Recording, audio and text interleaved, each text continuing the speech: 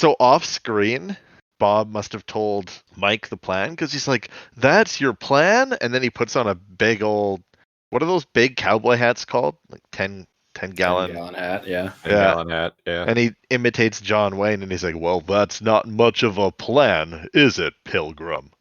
It was a horrible John Wayne impression. Or was it great?" Well, to be fair, Mike's wasn't much better. No. I was imitating Mike's. I was talking about Mike's. Oh. Definitely not mine. Well, neither was particularly great. So. And then there's a flash. ALPHANUMERIC! ReBoot! What's it gonna add? You're prepared for a giant monster made entirely of nulls stomping around Mainframe? I've always wanted to do that. How do you plan for that? Is this still happening? Good day, everybody, and welcome to another edition of ALPHANUMERIC, a reboot podcast. That show where we do the thing where we go through every episode of Reboot from beginning to end, season 1, 2, 3, and 4, and maybe the last one that we don't like to talk about. Today we're discussing episode 5 of season 2, Painted Windows. I am your host, AP Snidler. And I am another host, NeoCal. And I am yet another host, Christopher Siege. Well then, Here we are. Born to be kings. Not even one episode. Can't even make it through. One episode without being Sean Connery. So Painted Windows it came out November 2nd, 1995 in Canada, and a couple days later in the United States. And the summary is a mentally ill virus in Mainframe hijacks MS Paint, and the Guardian has to go help her get laid and take one for the team so that Mainframe can be at peace. That's about it, right? A+ summary. Yeah. All right. Thanks for having me, folks. See you next week. All right, that has been the this week's episode of ALPHANUMERIC. Like and subscribe. Smash that bell. Be sure to go into the notifications tab on your phone and click the bell to allow all notifications for this show. All of them. Every single one. I think it's funny that YouTube videos have started doing that in the past couple of years. Like Watch Mojo, for instance, like they'll actually like show you like how to do it. And I'm like, wow, you guys must have been really hit hard with that whole like ad revenue purge. Yeah, I think it hit everybody hard. Yeah, and I think that's that's probably a response to that. But yeah. But what do I know? I never made it on YouTube. And we never will. But we love our 19 subscribers that we have on the Lasercomb YouTube channel. That's right. God damn it. 19 now? Wow. Yep. Hey, that's 19 people who are like, I might enjoy another one of these. Yeah. And that's something. That's that's better than just our friends listening to the show. There you go. Or pretending to listen to the show. Pretending to listen to the show, yeah. Yeah. All right, so Snidler, where are we at here with Painted Windows? We open underneath the principal office. Dun dun. There's 3 guards talking about stuff going on with the web. This is actually the first. This is actually great. Yeah, this is the first we hear about the web taking control of systems. Oh, you're right. Yeah, and so this is where I get the feeling this wasn't the most memorable episode but I feel like it was necessary because there were certain references that need to drive the story along, because season 2 turns out to be a lot more serialized. Interesting. More So I story. barely remember the web. Right, Yeah. I'm watching all of this as we go. And It- like you said, the security binomes. Oh, Yeah. sorry. Go ahead, Christopher. I was just gonna say it's a little bit of subtle foreshadowing to things that may come soon. May or may Yes. not come. Yeah. Snidler said that the security binomes, they must be like, what are they, hanging out having lunch or something? Yeah, they're having coffee and donuts at the archive.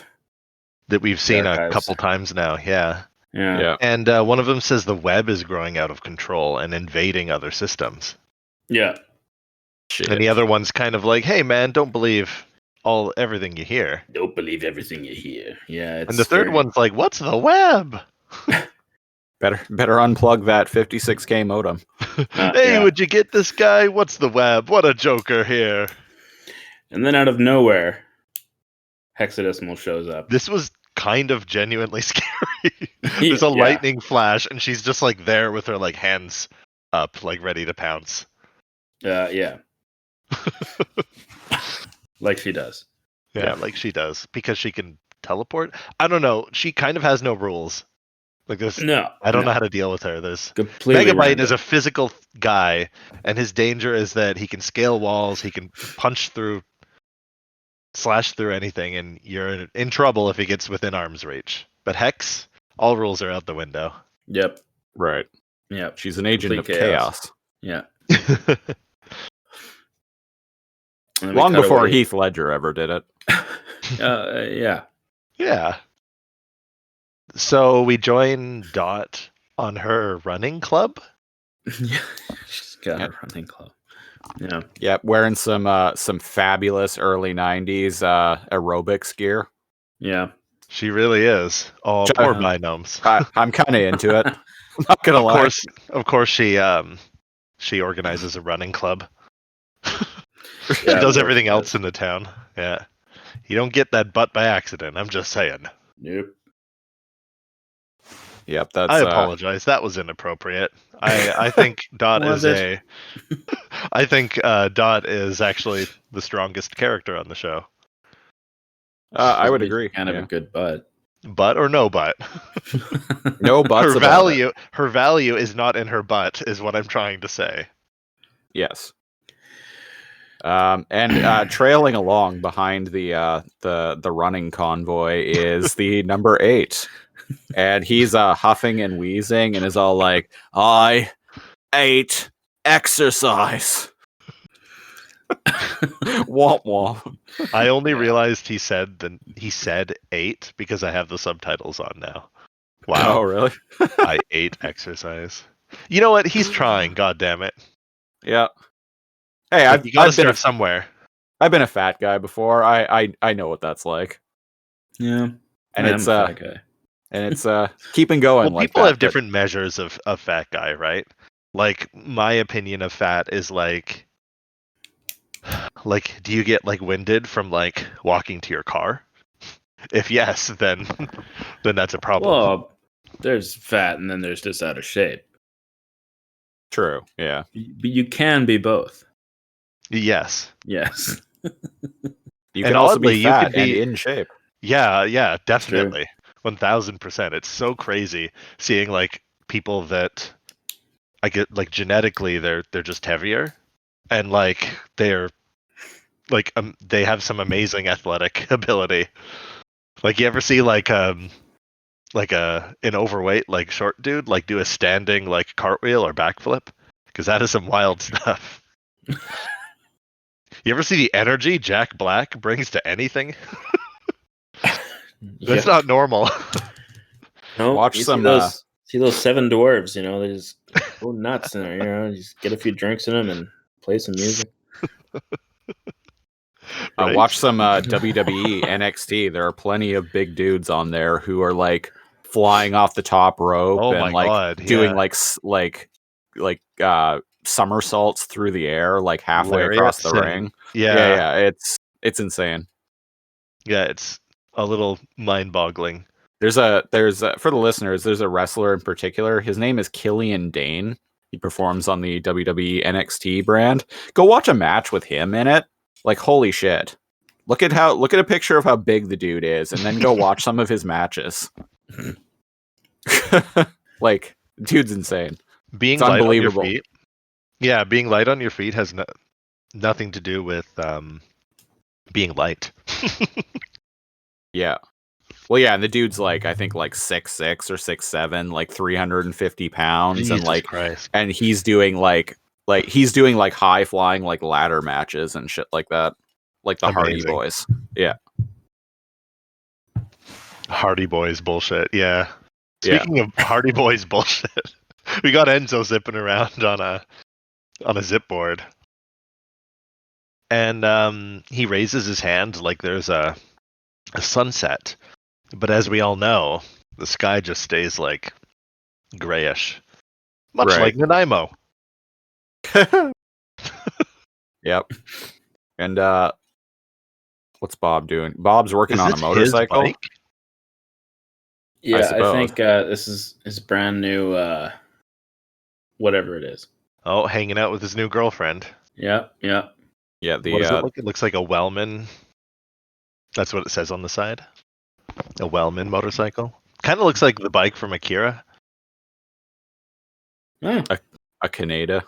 A Canada classic. In Saints Row 3, there's a bike that straight up looks like the bike from Akira, and it's straight called the Canada. Oh, they just named it after the. Yeah, they named it after the protagonist. Yeah. Rad. Yep. Yeah, and they're talking, and his the little binome, the biker binome. I just realized she's not perfectly square. They actually like shaped her butt and gave her a thin waist. yeah. Yeah. What the heck? Okay. Yeah. Why not? Yeah. Okay, Curvy he's binos. banging. He's banging this chick. Come now. Yeah, he must be. Good on him. Well, like people are into different things, right? And he likes to keep his options open. Of course. Plus, this chick knows about bikes. Yeah, and Bob's still Yeah. young. He's young. He's a guardian, so he's probably only like 25. He's got plenty of time to settle down. Yeah. In the 90s, that's acceptable. Yeah. Yeah. Not now? I don't I was know. just gonna say, not now. What? Oh, maybe acceptable was the wrong word. In the 90s, And it was normal to be 25 and be on your own. I've been saying, is it not now? Yeah. I mean, I guess it could be. But anyways, I just don't know noticed what I that meant. he doesn't know what he's. Sometimes we just say things. It's true. It's true. I'm like a dog chasing a car. Throwing some Dark Knight reference there. I noticed that the subtitles actually just call that biker binome. Oh, Like, really? It hasn't given her a name yet. Yeah. Huh. She's just biker binome. And they look up in the sky because there's like a yellow light. And this reminds me of what's that Mac? The Mac version of like Paint that was like available in the 90s. Do you remember what that was called? I honestly don't know. I don't remember. Like my school was full of them. Let's see here. Oh, it's called Paintbrush, right? Oh, right. Okay. Mm-hmm. This kind of reminds me of Paintbrush more than, say, MS Paint. And yeah, there's someone is painting as if they're like on a computer, a giant shitty like sun in the sky. Yeah. And they color it in really badly instead of using the fill function. I would just like to point out that per the ReBoot wiki, Bob's new V3 bike says Harris Super on the side. Oh. Wordplay on the UK company Harris Performance Products Limited that manufactures motorcycles. Huh. Oh, and cool. we know the creators of this show, despite being based in Vancouver, are from the UK. So Yeah. checks out. Seems legit. Yep. Yeah, and the biker binom is like, "What's that?" And Bob's like, "I don't know." And she's like, "I thought you Guardians knew everything." And I'm like, "Really? How many have you met?" Because if you just met Bob, how could you ever get that misconception? He barely knows how to work on his car. Well, maybe she thinks he knows everything, and therefore all Guardians must. Yeah. I Or mean, she's being sarcastic. more likely. She's got More. quite the outfit going. Everyone seems happy though. Like all the binoms in the diner are kind of like, "Ooh, Tuke guy is there. Tuke guy has a girlfriend." Yeah. Yeah, go Tuke guy. It's got that the pink and silver circle zero binom with the blonde ponytail. And guy pulls up and he's got like a Cadillac of his own Yeah. with a surfboard in the back. And he's Perhaps wearing... now he will get laid too. Since That's how it everyone works, else in right? this episode apparently is. And as we all know, having old cars, old classics gets you laid. Yes, course. as we all know. Yeah. I think Snidler is the only one among us who has the closest thing to a classic car. Yeah, he's kind of in a different league. Yeah. Does my 2007 Pontiac G5 count? No? Okay. Not yet. It has to Give be it another... It has to be at least 30 years old. It will never. You got a few years. It's pretty fucking generic. When you look up like generic like sedan, like gray sedan, that's my car. But on the plus side, it's so common. I have a pretty nice That parts pair are cheap. of Steve Madden shoes that I bought like a week ago. That's the closest that I have to a nice ride. Ooh, oh, actually, I have I have quite a few Transformers now. Those are vehicles, right? That's true. They are. depends which one. Having a big collection of children's toys is that's how you get laid, right? I'll leave that depends on to what you're you, into. since one of you has a classic car and the other one has a collection of toys. I'll leave that to you guys to discuss. Hey baby, you wanna come over to my place after I get off work and check out my Transformers with me? No, what you do is the first I think- time you're bringing a... Those Go aren't ahead. the kind of toys that excite a woman. No? No? I mean, maybe they are. It depends. Depends on what. It takes all sorts. You know what? Well, we had one sort on our Beast Wars podcast. Oh, And she's a pro when it came to collectible figurines. Yeah, she's Oh, all really? about them. Yeah. nice. Yeah, on Check out our the Instagram. on our latest episode of our Beast Wars podcast, Too Much Energon, we that episode is live now. It was a special episode where we recapped season 1 of the show and counted down our top 10 favorite episodes of the season, and we were joined by a special guest, Candace Santora from the Stasis Log podcast. From the far off land of Pennsylvania. Yep. Oh, yes. Yeah, she's a longtime Beast Wars fan and a pretty cool gal. Really talented artist as well. Super good, like pencil artist. Nice. It's a little bit crazy, actually. Yeah, she's really good. Go check out that episode and go check out her social media. There are links to it in the episode description. Yeah. But to jump back into the episode here, Bob starts to get worried, even though everyone else is like, "Ooh, pretty." So he glitch radios Fong, Yeah. and he's like, "Fong, what's up?"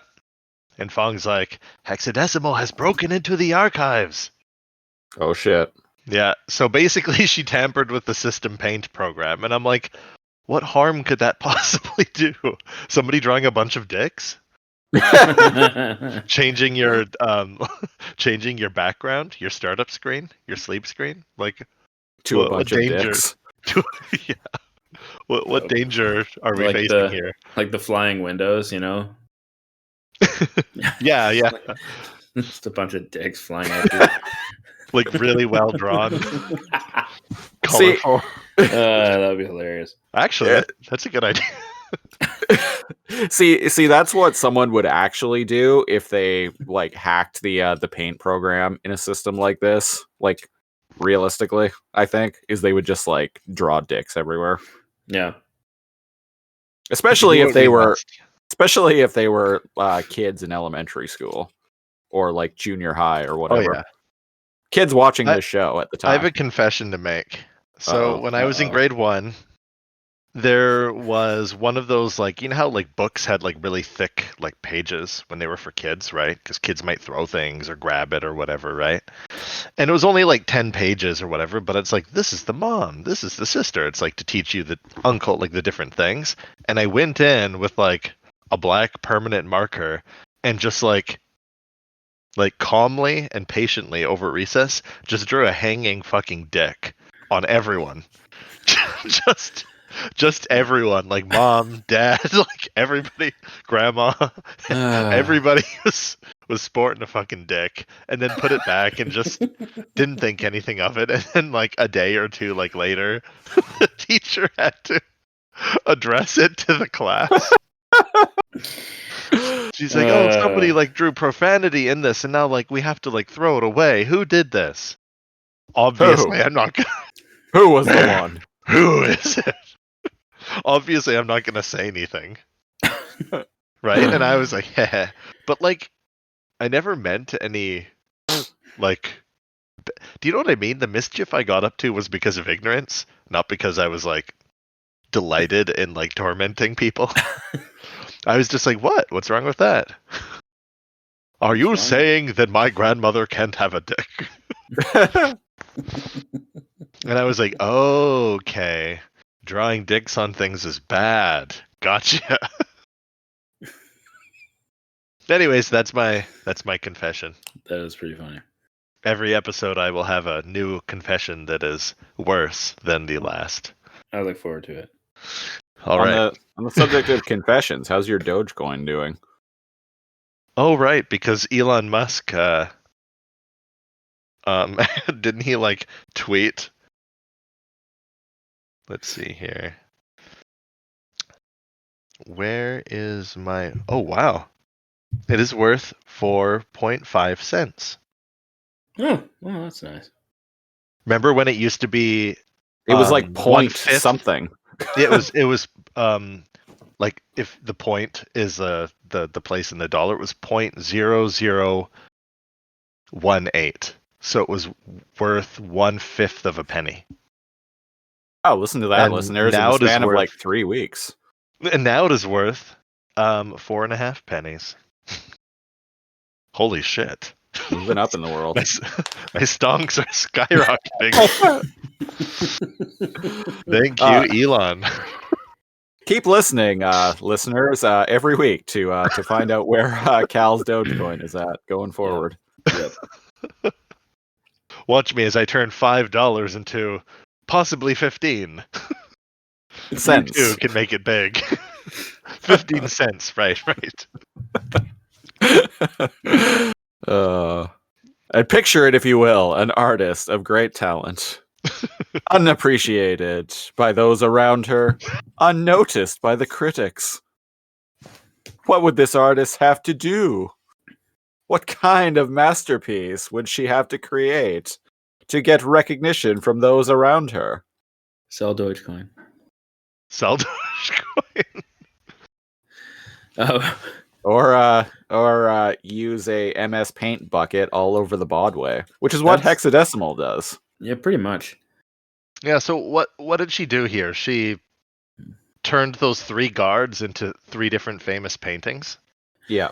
So, what do we got here? We've got So the every reference. Sorry, go on. So the first kidnapped guard screaming is a reference to Norwegian painter Edvard Munch's Edward Munch. Yeah. Yeah, The Scream. The The second Scream. guard is a parody of Leonardo da Vinci's Mona Lisa. Mhm. That one I actually recognized. There are a ton of art references to famous art in this episode that I kind of appreciate, and I'm going to bring them up as we go through the episode if I remember. The third guard in the comic book panel is a homage to Ray Lichtenstein's work, or Roy Lichtenstein. Sorry, I actually don't know who that is. Yeah, heard his, the name. his like pop art. Yeah, Yeah. I actually recognize all 3, but I'm not a art aficionado by any means. Neither am I, and I only recognized one of them, so I am even more of a Philistine. So it's interesting. They can kind of talk and move when they're in the paintings until she like waves her hand and they like get sucked back into the picture. Yeah. Also, the line that I quoted verbatim from the show Hexadecimal, it is a reference to "Picture it, if you will, an artist of great talent." Rod Sterling's introductory line, "Picture it, if you will," for each episode of Night Gallery. Oh. What was Okay, Night so that was Gallery? actually something. It wasn't just her trying to feel sorry for herself. Night Gallery was a TV series that ran from 1969 to 1973. It was an American anthology series that ran on ABC, featuring stories of horror and the macabre. Interesting. Sounds like my jam if I was 50 years older. Rod Sterling, who had gained fame from an earlier series, The Twilight Zone, served as both the on-air host of Night Gallery as well as a major contributor of scripts. Oh, okay. I've actually seen a few episodes of that. As soon So as you mentioned the Twilight Zone guy. Yeah, so it's kind of like Twilight Zone, is what I'm getting from it. I remember what that is now. Yeah.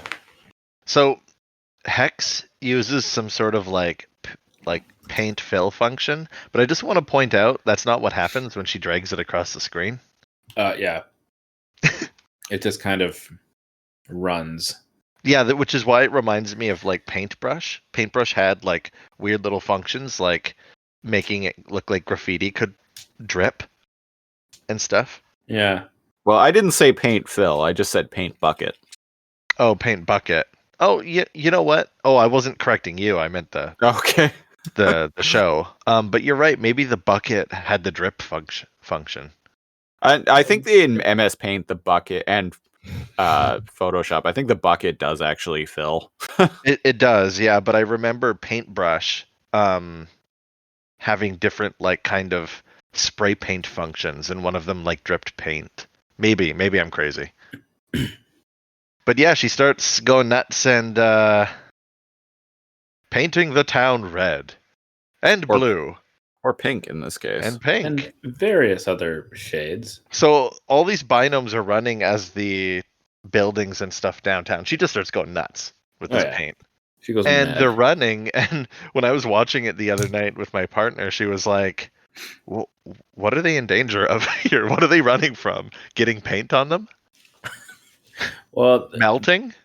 When I just had this shirt dry cleaned, damn it. It looks like when it's rushing out of when everybody's rushing around downtown, there's like a whole wave of it coming at them. I'd be afraid of just getting smothered by paint. That's fair. She's straight up murdering bitches here. Yeah. It's just, yeah. Wreaking havoc. She starts like gesturing with her hands wildly. And it was pointed out earlier that Fong said that she's using an alias to like hack into like the Paint program, and I'm like, why would she need to use an alias? Unless that's like a term that I'm not aware with, like another username, like Well, I an think admin. that's how viruses would get access. Okay. It's In just the weird that 90s. it would like, oh no, a virus accessed my Paint program. Yeah.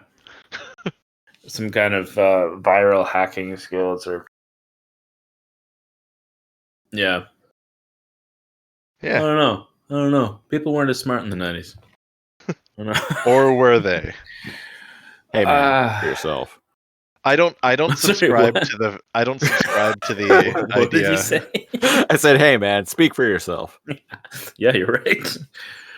I don't subscribe to the concept that like people in the past were less intelligent. Oh. Okay. Myself. Okay. I know you were just saying it to be funny. Yeah. But do you know what I mean? Like I like the idea of, oh man, imagine if you brought like a Roman like soldier like into the present, like how dumb they would be. And I'd be like, what are you talking about? Like the dude wouldn't like know how to make a house. The guy would like know like tons of military strategy. He'd probably speak like 5 languages. He'd probably and like it's not like we'd hand him a smartphone and he'd smack at it with a bone. He'd probably figure out how to use a smartphone as fast as anyone could. I'm sure he would be absolutely bewildered by how different the world looks. Probably to the point of being an utter shock. A Roman soldier a smartphone and he saw himself staring back at himself from the selfie camera and be like, "What is this?" And he'd just smash everything. I think I disagree with both of you. Like I actually think like let's try it. Human ingenuity is I think human ingenuity like is really like amazing, and that humans can adapt and understand like new concepts like incredibly well. I don't think he would like look around and go, "What is this magic?" and smash it on the ground. He'd understand it's a tool that like people are using. He'd probably like maybe ask somebody like how it works and stuff like that. Like I don't think like people of the past are these like ignoramuses that Yeah. Anyways, I understand the fundamental point you're getting at. Yeah. About the 90s and computers and newcomers to the internet.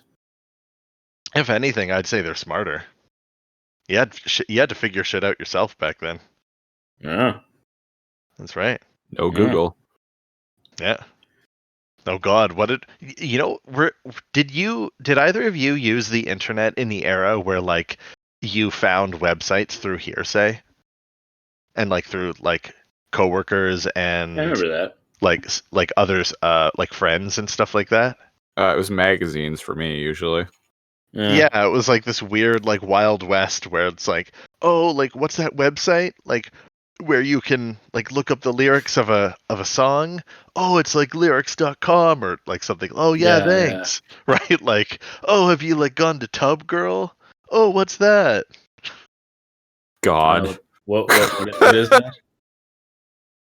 Oh, you know, it's Girl. Okay. For the love of God, don't Google it. I won't. I trust there you go. Anyways, listeners, for the love of God, don't Google Tub Girl. And definitely not Lemon Party. Or Goatsy. Yeah. Unless you like seeing goats. You know. No. Anyways, that's one thing. Like that's a one philosophical question I always like bringing up in dinner parties. It's like, what if you brought like a human from like 1,000 years ago into the modern world? And then I always argue with people when they say, oh, they'd like smash everything and be afraid and call everything like a wizard. So that's a discussion for a different podcast. That's a totally different podcast. Yeah. Yeah. Mainframe. if I may just say, I wasn't implying any of that. I was just I was just making a okay. Yeah, you were just making a thing. Yeah. Yeah. A jape, if you will. Yes. A JPEG. A JPEG? Yes. He was making a JPEG. Yeah. Perhaps And a bitmap speaking of JPEGs, or holy- bitmaps, which is what MS Paint would save in by default. oh god. So It's true. Hex starts like giving things polka dots and checkers, and it's actually not that bad. It's the melting of buildings and killing Mainframe's citizens.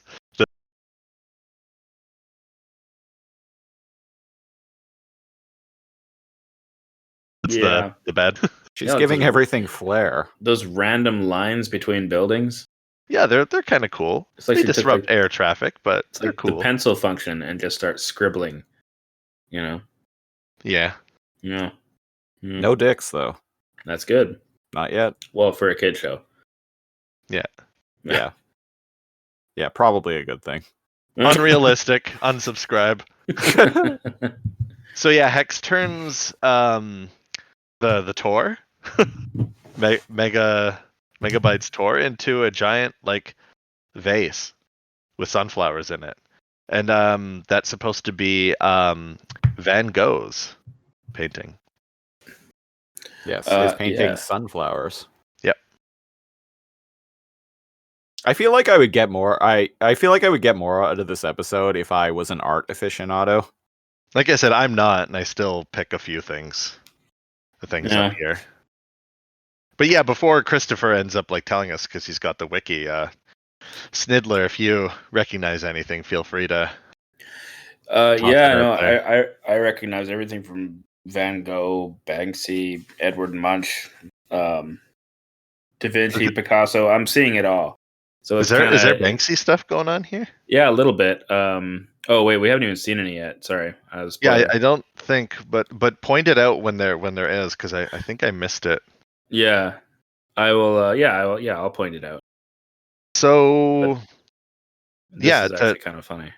to progress the episode here, a vid window pops up because Megabyte, like after getting the flowers rammed into his like Tor tower, he yells Hexadecimal, Yeah. and she pops up and she's like, "You rang?" and she's got like this stupid ass fucking grin on her face. She just colors them up. Yeah, he's like giving her shit. He's like, "I'll make you pay for this," and she's like, "What does she say? Like, let's put a smile on your face." No, it's like something about having a long face. And then she just like reaches with her hands, stretches his face. It's kind of funny. Oh, and then draws a like a Draws white a- smirk on him, but it makes his mouth unable to open. Yeah. Yeah, Paints it shut. and turns him into like a jester, Yeah, a colorful kind of. jester clown. He He's looks like ridiculous. Green tutu. And then she uses like a cut and paste like function and like stretches him out so he like fills like a huge portion of the sky and like Yeah. pastes like a 2D JPEG of him up there. So like this is actually extremely dangerous. Like she's able to like manipulate people. Yeah. And creation, really. Yeah. Yeah. So now it's like, oh, wait a second. This is like really dangerous. She can just like take out Megabyte like easy peasy. And now. Quick sidebar on the subject of Megabyte. I would just like to point out that we are recording this on February 5th, 2021. February 2nd would have been the late, great Tony J, the voice of Megabyte, would have been his 88th birthday. Oh, that's right. Yeah, we're close to it. So Wow. happy posthumous birthday to the late, great Tony J. Yeah. He left us at. He was truly truly one of the greats in voice acting. There was really absolutely. no one had a voice quite like him. No. It's pretty hard one to replicate there. Mm-hmm. Whoa. Sorry, coffee cup. There you go. That was a toast. I was just gonna say, here's to you, Tony. And yeah, pour one out for Tony. Yeah. And Pour one out for my dead Tonys. wow, Okay. will do. Blimey. And Tony's Tor. Speaking of Tors and Tor. Tonys, I don't know. Tories. Tories, there you go. Those dang Tories. Those dang Tories, indeed. We got Enzo, and he's whipping over to Bob, who's apparently just been chilling at the diner this whole time. Yeah. Producer's note: my ex-wife's name is Tori. Oh. Bum, bum, bum,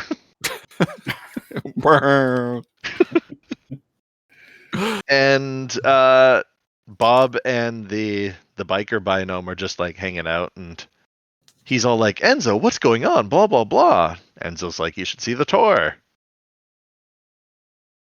And he's like, just hang on, I've got Fong online. And I'm like, what do you mean hang on? You've been here the whole time just talking to like Fong on your phone? He just had Yes. him on hold for like the past like 6 minutes. Yeah, and Fong's like, Bob, it's worse than I thought. The damage caused by Hexadecimal's painting will become permanent. When the system resets. So what is that, Yeah. like a system update, or is that just like a regular thing? If they've mentioned it before, I can't quite remember. I don't know, maybe when the system like backs itself up. Or something like that, yeah.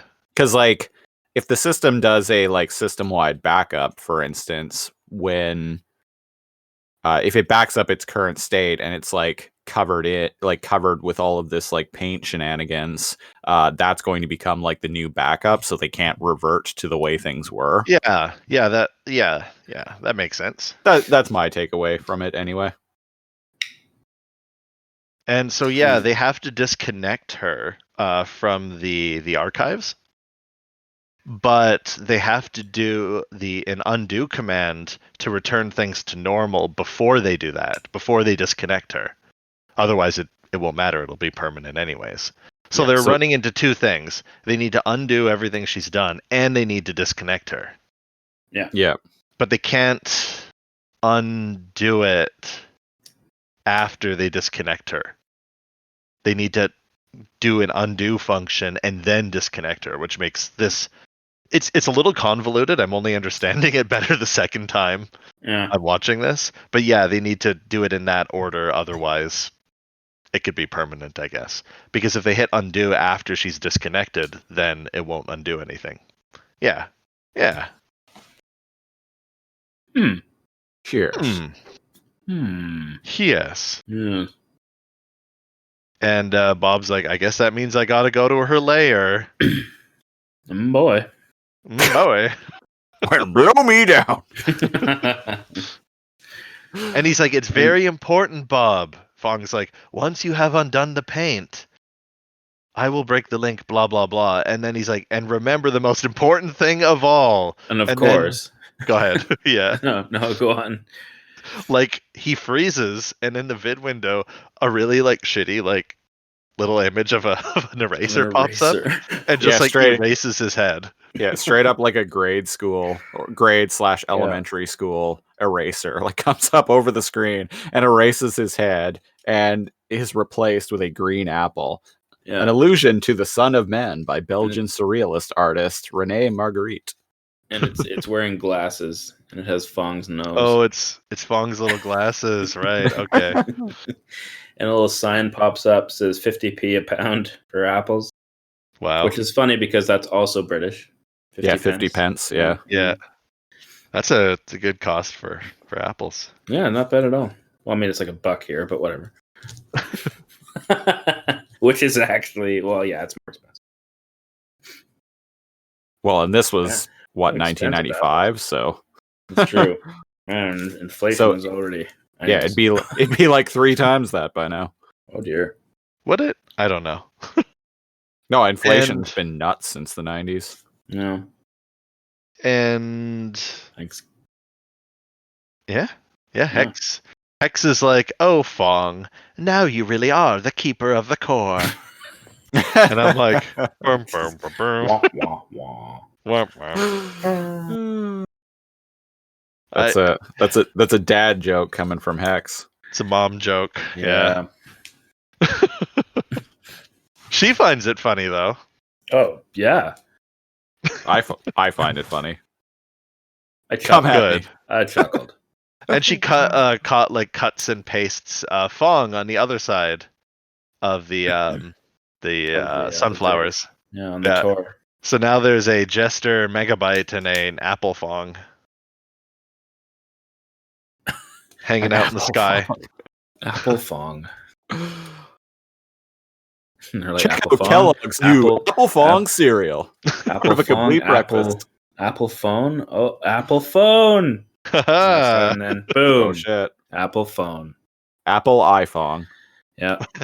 Yeah, 20 years later. The iPhone 5. The iPhone 5. Yeah, you heard it here first, folks. Yep. We predicted the iPhone. iPhone. Yep. Over a decade later. Yeah. It took a while, but it's here. Yeah, so things are not going good. Like she has like godlike powers going on here. Yeah. Hexadecimal. And Bob even like goes to use glitch for something to radio Dot maybe. And his glitch melts and just falls on the ground. Yeah. And Dot pops in on a vid window to get in touch with them, but then like black paint just like starts Xing her out. Mm-hmm. And zip boards start melting, and there goes Bob's new bike as well because it melts. Oh man. It's a classic. And then he's like, well, Enzo, looks like we've got a communications blackout. And I'm like, oh man, they're really trying with the wordplay here, huh? Yeah. All the buildings are slowly melting in the background. The trees are fine. Yeah, the trees still look like Minecraft the Minecraft trees. Yeah. No one's taken a diamond pickaxe to them yet. Yeah. A diamond pickaxe? Who are you? Someone who's never played Minecraft? Yes. You should know when you use the wrong tool for the job that it takes more charges out of the item. Oh. You would never use a pickaxe on a tree. Come now. You would use what? A regular axe? Yes. Yeah. Still made of It diamond. could be a diamond axe. Use glitch. There you go. Yeah. There you go. Just be like glitch Minecraft and everything just blows up. At a smooth 12 frames per second. Yeah, we got some Salvador Dali like melting shit going on here. Yeah. Is there anything else I'm missing? I don't know what the fish is supposed to be. The fish without a face. It's weird. Two is big that a eyes thing? And it's got like teeth, but you could see an outline where there should be a jaw, but there's like just the teeth. Or the face. Strange. It has no fins. Yeah. And there's there's the melting clocks that Salvador Dali. What do we got here? There's some like vid windows. There's like an upright piano. I'm not really catching if there is any other. Oh yeah, what's the skull? I don't know. Don't really know. I just figured it was Salvador Dali-esque stuff. Yeah. And it looks like they're walking in the middle of a desert. Yeah, this is weird. I've never seen this part of Mainframe, but yeah, and for some reason Bob's like, okay, you have to go to get to Dot. And he fills her in on the plan. Like he's gonna hit undo and then they have to disconnect Hex from the archive. But like in that order. So he's gonna send him a signal. So don't do anything until you get my signal. But Enzo's like, okay, what's the signal? And he's like, I don't know, but you'll recognize when you see it. God, that is such a trope. It is. From the time. Yeah. Not so much nowadays, but like especially at the time in like kids shows and kind of network TV in general, people like there would always be a character who would be like, do the thing, but wait for my signal. What's the signal? I don't I know, don't know. but you'll know it when you see it. Yeah, but Like- I'm like, that's really vague considering like the sky is being filled with signals and like Yeah. like buildings are melting. Like, what? He's gonna like make another sun?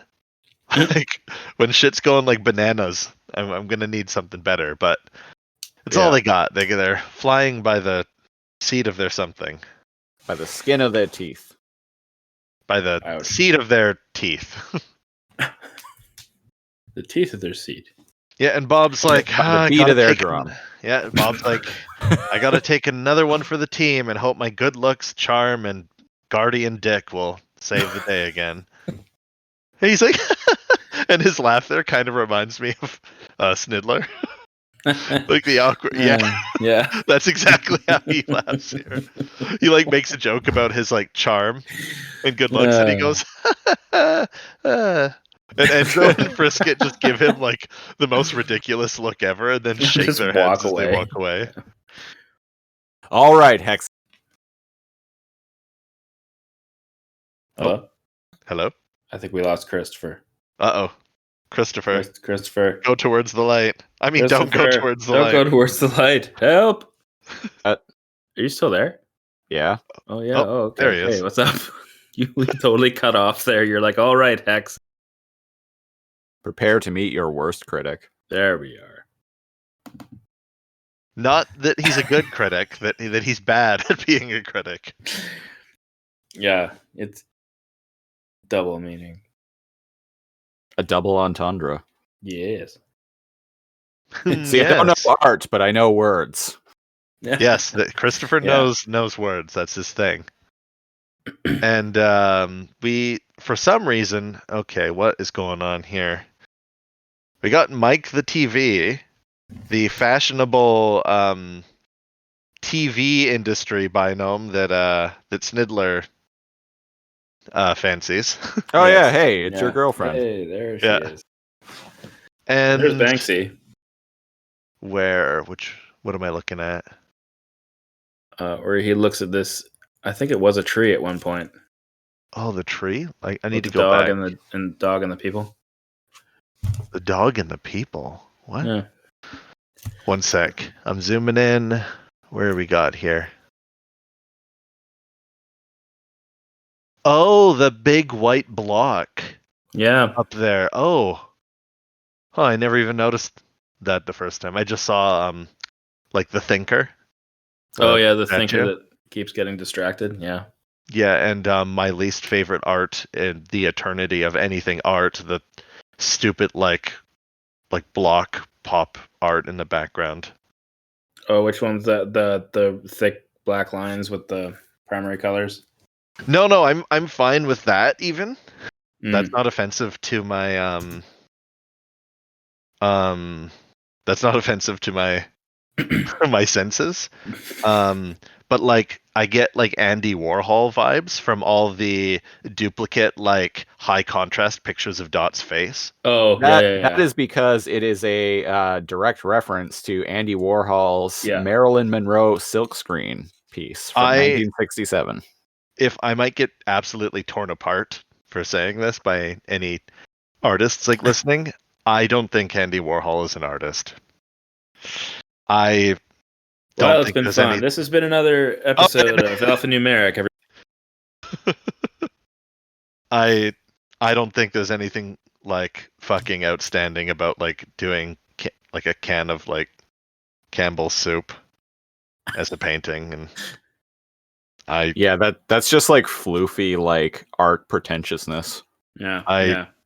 But I mean, hey, he's a famous artist that retired wealthy, and I'm not. So what the fuck do I know, right? We're just three dudes sitting in front of computers watching a 25-year-old cartoon. Talking about artists we know nothing about. Well, apparently I know some stuff. More I don't know what more the than I trees do. are supposed to be. Wow. Yeah, I'm not a fan of Andy Warhol. Anyways, moving on, we got the thinker in the back. Who's the artist who did those like solid black lines with like the squares of red and blue? Yeah, I can't. I can't remember the name. It's on the Christopher, you've got the wiki. The trees are a reference to The Persistence of Memory by Salvador Dali. Oh, the trees in this scene? Yeah. Or were the melting clocks? Yeah, they were the melting clocks. The clocks and the trees are both references to that same piece. I know. Sorry, I moved on to the place with where Mike the TV is. Yeah, I know. Oh, I don't think there are any Salvador Dali parts with in all here. the music all over them, the blue and white. Yeah, I'm on the same scene as you guys are. I don't think so, because in Salvador Dali's paintings, there are no leaves on the trees. I'm just watching the video and reading a wiki. Yeah. I don't know anything about it beyond that. I've got the art up right now, and the Persistence of Memory just has dead trees. In it. Yeah, that was the last scene. But anyways, we got Minecraft trees, we got some Banksy, we got some Christopher, you're reading the thing. Anything about the buildings? The red and blue blocks? I know it was big in the 80s. I'm trying. Yeah, I don't see anything. Oh, Mondrian? Mondrian? Let me Google this here. Mondo? Oh, Pierre Mondrian. Yes, a well-known work of art, Mondrian contributes to abstract visual language in a large way despite using a relatively small canvas. And their art is famous for those straight black lines and the solid blocks of blue, yellow, and red. And it's known as the composition with red, blue, and yellow. That's one of their more famous paintings. Yeah, so there's that. But anyways, Mike the TV is making a documentary? I guess. Yeah. Yeah. And he's like talking about art out of his ass like I do. And it zooms in on the thing I don't like with with Dot and the Andy Warhol high contrast painting. Yeah. And you get a nice shot of hairdresser Binome, artist Binome, I guess. And Bob pops in to hijack the documentary camera. Yep. Over here. Yeah, I was a bit ahead. Yeah, Christopher, I wasn't trying to argue with you there. I was just explaining the Salvador Dali painting. Yeah. No, admittedly, I know nothing about art. I find this episode like painfully boring. When I was a kid, I absolutely was like, and I barely remembered it. I don't remember this episode at all. I swear I've never seen it before. Like I was saying earlier, like I feel like I would get more out of this episode if I had an appreciation for art, but I don't really. So like I respect all of the like little references filled throughout the episode, but like none of them are doing anything for me. So for me, like it's very academic because like I'm just reading like a wiki. Right, yeah. I'm just reading like a wiki entry being like, oh, this thing is a reference to this thing. This thing is a reference to this thing. I don't really understand the references, but cool. I respect that they're there. So Enzo, yeah, I like it too. Much of it is not even really like a reference. A lot of it's just like bright, wacky, like colors that make your eyes bleed. Like where Enzo is, he's like walking along so what's happening here? He's following Frisket and he's going on a wacky like labyrinthine adventure. Yeah. And something that looks like a Gario polka dots the building that he's like coming out of. Apparently, some of the various vid windows that they walked past were parodies of American pop artist Peter Max's Cosmic 60s design style. Wow. Oh, what the Which heck? is a design style I have seen before, but I didn't know what it was. Oh, that's what that stuff is. Yeah. I've never I've associated seen that that. with anyone. I've seen that art style homaged before, but it's funny how you like when you find out like things that, especially like in the contemporary times, like you see things that are just like kind of like part of like, especially in marketing, like part of like just like kind of the everyday style, but then you start finding out like what its origins are. The It's kinda roots cool. of what? Yeah. I didn't realize that. I just googled it. Like that That's very cool. and listeners, I mentioned wow. last week watching They Live. I did actually go and watch it. Nice. And there is some of the style, like so to catch people up, that movie is about basically Rowdy Roddy Piper gets some glasses that let him see through this like kind of haze that these alien invaders have put over everyone, and like they're using subliminal messaging to like control the masses and yada yada yada. But these glasses let him see through all of that, and so when he looks at like wearing these when he's not wearing the glasses, he'll look at like a billboard for like, I don't know, toothpaste or something. But when he looks at it, it will just be like a white canvas with big black letters that say obey. Oh, And that is that's what that's in reference to. And like that is actually a really like kind of postmodernist style that you see a lot nowadays. Mm-hmm. Just like even in a lot of marketing, which is kind of ironic, really. Yeah. Yeah. And like it straight up, like it was directly inspired by that film. Huh. Yeah, I could totally see that. I didn't realize that was from that movie. Yeah. Wow.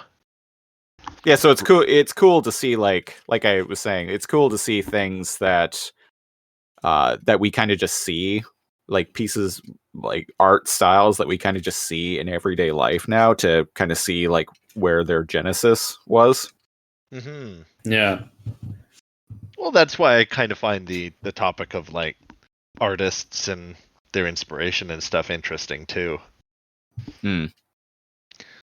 Or you can just be a mega troll like Andy Warhol and just like get away with doing anything and people will clap. Like cans of Campbell's soup. Yeah. Yeah. Anyways, my distaste for certain art aside, we have I actually don't know if this is supposed to be anything. We have a whole bunch of like metallic sculptures. I thought they were nulls at first, but no, they're just like liquidy looking like sculptures that are like splash paint. And Frisket leads Enzo to, I guess, Dot, who's on a slide. It looks terrifying. Do you not like stuff like that? Well, I don't like heights for one. I also don't like. This is kind of hard to describe, but like I don't like moving when I'm not the one creating my forward momentum. Yes. So it's why like I don't like ice skating, I don't like skateboarding, I don't even really like riding bikes. Although that's much to a lesser extent, but because it, like I'm not the one like physically like driving myself forward, I don't really like that. I get that to some degree. So to comment on what you said, for me, skateboarding is me propelling myself. I'm in control of the tool that I'm using, right? Same thing with driving or using a bike, right? When for me that fear pops in, it's the same thing. I don't like moving when I'm not in control, but that applies to like carnival rides. Mm. Do you know what I mean? Like the ones that slingshot you, or the ones that fire you up into the air like super fast and then drop you. None of that shit. I don't like that like at all. Mm. But like when it's self-propelled things, like just working on my own energy that I'm putting into it, like skateboarding or bikes or whatever, I'm cool with. But like yeah, the drop zone, or like those slingshots, or like salt and pepper shaker, even though like 12-year-olds go on on those things all the time and have a blast, it's not for me. I guess to be fair, I think that's what about though, is you know you're not in control, kind of like the thrill of trusting the seatbelt. Not for me, my friend. Yeah, Do you like you those make a things? you make a good point though. Yeah, Like a lot of people go on there to like conquer that kind of that fear, that but it's also like like holy crap, because it's 50-50. Holy crap, I'm never going to do too much, or oh my gosh, I love that so much, I'm going to go back on. So it's really, you are in control. You're more in control of the outcome of those things. But you may not be in control of what's going on while it's happening. But I don't whether like it. you want to go again is completely up to you. Anyway, sorry, that's my philosophical. No, that's yeah. I get that. Yeah. It's So like I get what both of you are saying. It's like, Yeah. why do people watch horror movies, or like go to escape rooms or things like that? Because like they, like, although the act of being scared is or afraid is not necessarily pleasant. Like there is like a certain rush that you can get out of it. And like there's also that thing, like, how do you cope under those kinds of circumstances? Whether they're real or fake. How do you cope under pressure? How do you deal with yourself? How do you deal with others? Oh, with How do you escape deal... rooms, maybe. Yeah. Yeah. I'm pretty good at escape rooms. Well, that's cool. I suck at puzzles, so I'm good at smash stuff like the a Roman social soldier. part. Like a Roman soldier. I'm not good at puzzles, but I'm good at directing people as to, okay, we've spent enough time on that. Can I get like somebody to help me with this? Or, oh, I don't think this is actually a clue. I think this is a red herring. Let's like move on. Like organizing like the group. When it comes to puzzles, I'm like a 5 out of 10. I am seldom the one that's figuring the puzzles out in an escape room, and my value is in logically trying to imagine how the game would be set up and what the next part is. I'm more hack and or slash, and not rather than scuzzy. I'm more useful than smart. I've been in a few escape rooms before, and almost every time, and I'm gonna sound like a bit of an asshole here, and almost like every time I've been in one, I have walked out of them feeling like I would have been way more successful if I was in there by myself. Yeah, I get that. That's why somebody to come in and understand and like socially organize people is one of the more important parts.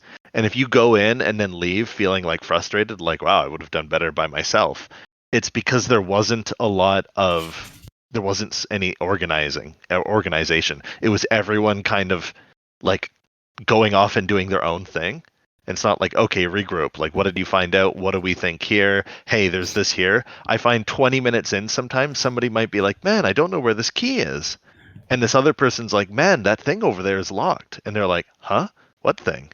Oh, you have a key? And it's like, if it was communicated like 10 minutes sooner that those two things lined up, you would have been progressed 10 minutes faster. Yeah.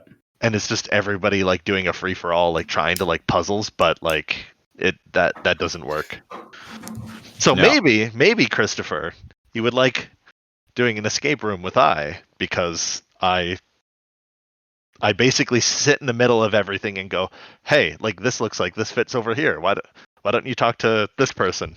They solved this code. I'm the manager.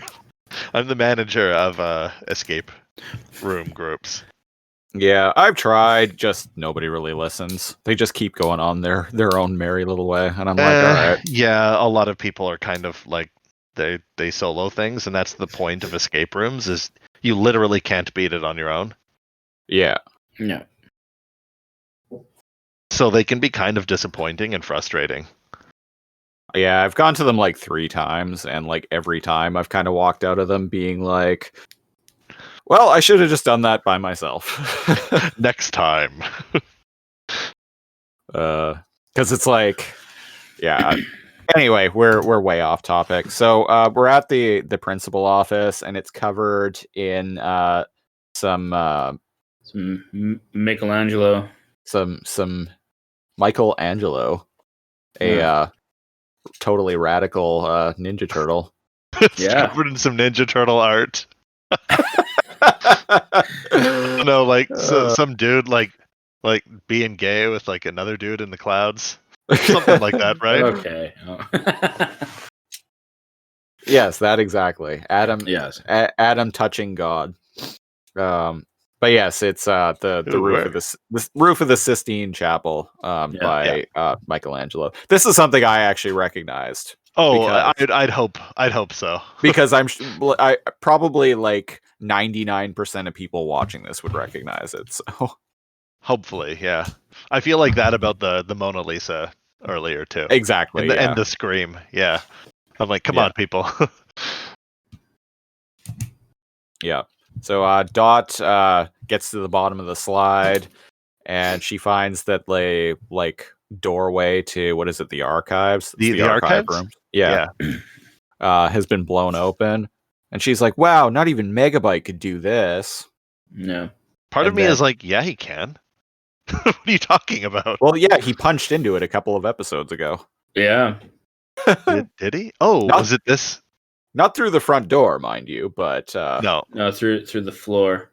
yeah, his Through- cronies stole energy from the game to punch through. Through Oh, the right. floor of a transfinite facility. Whoa.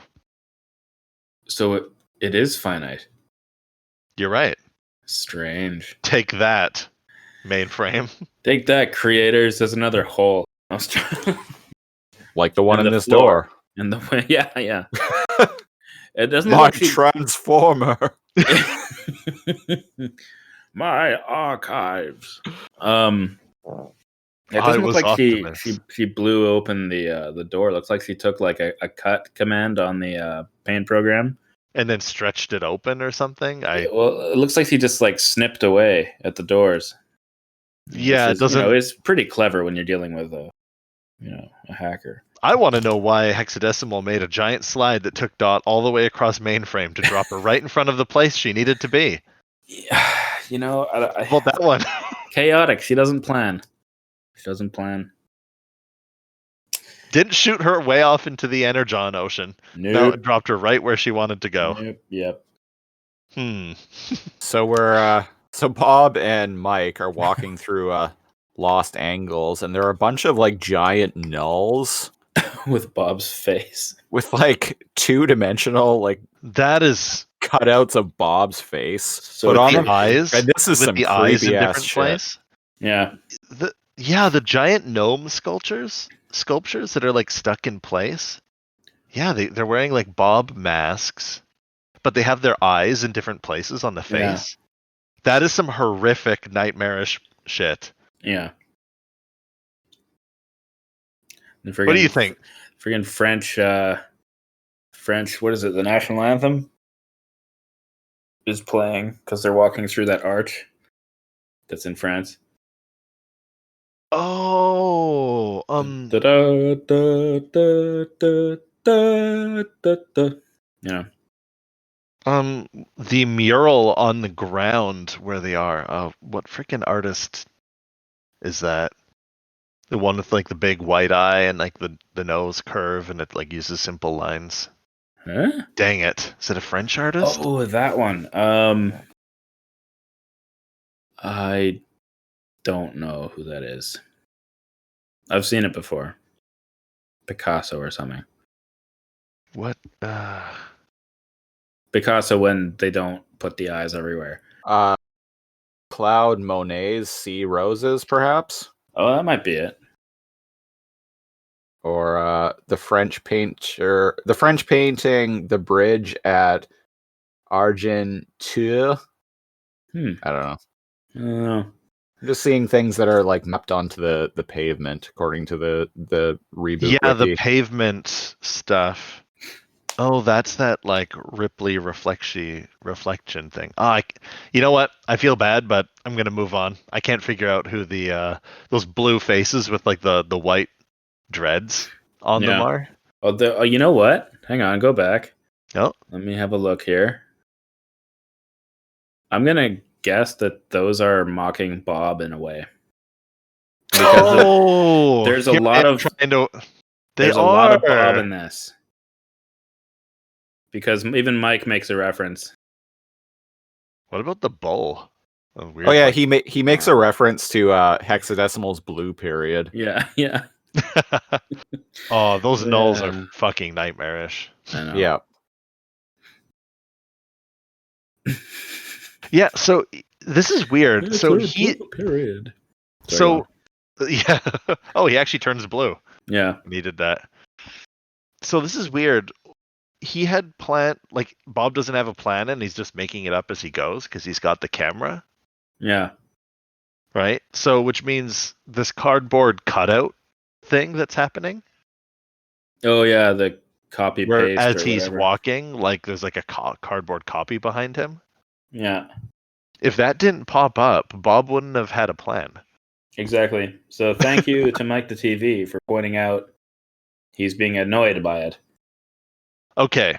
It's kind of funny because he didn't mention that was happening before. He just said, "I wish you'd stop doing that." You know, that's enough of you. Okay. Yeah. That's enough of you. Some of the cutouts of Bob have glitch on them, and some don't. What? Huh. Oh, that's actually a really good catch. Good catch. Yeah. I'm gonna go back here. Let me see.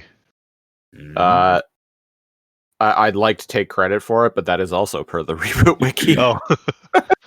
I would have never ever have noticed that. I'm noticing it now. Yeah. Yeah. That's crazy. That's the only difference between all of them. Yeah, and they alternate but too. why? So like one will have glitch, one won't, and then the next one will, and then the next won't. Yeah. What the heck? Why?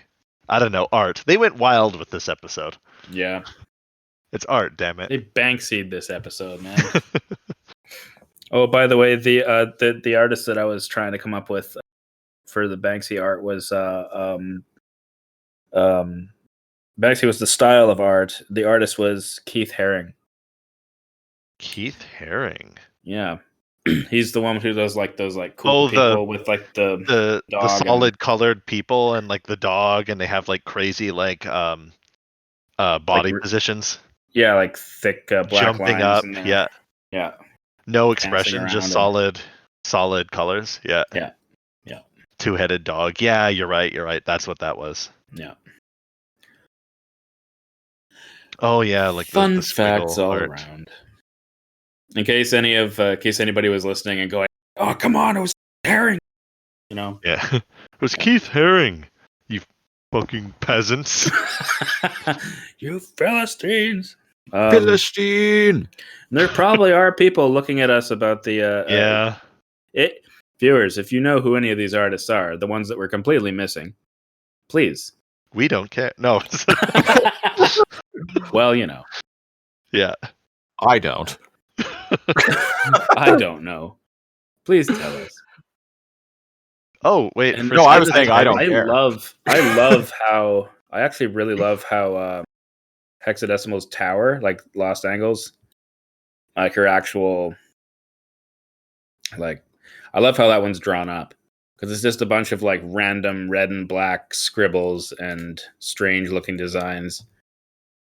Almost very, very Hex herself. But it looks like a lot of like really punk rock graffiti, you know. Yeah, I dig that. Yeah. We're in the archives for a second, and like Enzo does some dumbass shit. There's a helix double helix, like going up, As single Enzo do. helix, and and there's a vid window staircase, and then just a bottomless like pit, I guess. And Enzo with, by the way, we didn't mention Frisket shrunk for some reason. yes. He's like super tiny and he's hanging out on his hat like a little pocket monster. And he's like, Pokemon it's Frisket. easy, sis, like this. You just jump Okay. on them and use them as steps. And he takes one fucking step and immediately falls off. But I'm like, yeah, that's something a 10-year-old would do. Yeah. And then what's happening here, Christopher? He falls into windows? Turns into vid windows? Yeah, he falls and starts, as he's going down, like various parts of his body start hitting vid windows, like his arm, his limbs start hitting vid windows, and the vid windows change to like whatever part of his body that impacted it. Oh, that's what's going on. So when like his whole body hits one. So yeah, so like his hand hits a vid window as he's falling down, and then suddenly the vid window has an image of his hand on it. And then eventually his whole body hits a window, and that becomes part of his torso. So now he is just a series of vid windows. Yeah, and they're all like moving around. That is some nightmare shit right there. Yeah. There's a lot of nightmarish stuff in this, if you think about it too long. Or is he more powerful in this form, now more than ever? Well, we'll find out momentarily. Yes. Mike and Bob we're back at Mike and Bob, and Scuzzy shows up, and now Scuzzy like just grows to like huge proportions. He's a giant Scuzzy? Yeah. He's Giant like the Scuzzy. size of a of a Mack truck. I don't know. Yeah, size of a bus. We'll say size That's of a a big Mack truck, Scuzzy. sure. Yeah. Yeah, and for some reason they do a weird like logic leap to me. Mike the TV turns, he's like, Master, you know what this means, don't you? Soup's on. Come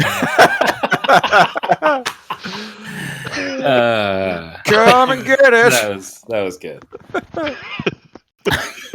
Carry on. Sorry, he's impersonating, what is it, like Frankenstein's assistant? Because he turns to Bob and he's like, Master, Igor. you know what this means, don't you? Igor, yeah. And Bob's like, yeah, Hex can enlarge as well. And I'm like, is that more dangerous than what she's doing now? It's a weird Well, thing. in this exact scene, kinda, because now Scuzzy is huge and chasing them around. He wishes there was a giant Hex to step on him. No? Okay, moving on. Or is that just you? Or is that just me? Find out next week on Alphanumeric. The answer, yes. Hey, spoilers. Hey, Hey, I don't know the answer. I just said yes. That's his guess. Oh, they have to listen next week to find out. Yeah, so they run from Scuzzy, and speaking of stepping on faces, and wishing to be Enzo, jumps down from her platform and lands on the vid window where Enzo's face is. I like this point of view shot. Yeah, it was great. You could probably guess why. Yeah. And she starts lecturing him, and I'm like, go on. And she's like, I told you it was dangerous. Duh. And she's like stepping on the vid window where his face is in her heels, and I'm like, Kind of okay. Where is BS&P in this episode? Hey man, talking about hockey? No way. Because that exec who was like really worried about incest during talent night would be sweating right about now. And and she's like, helps, like, sis, I'm stuck. Sorry. Yeah, anyways, then he figures out that he can stretch himself out at will. So he does, and he uses his newfound vid window powers to make Dot a stairwell with his arm. let's see. Oh, they actually say fully functional, and this part where Bob and Mike are running from Scuzzy.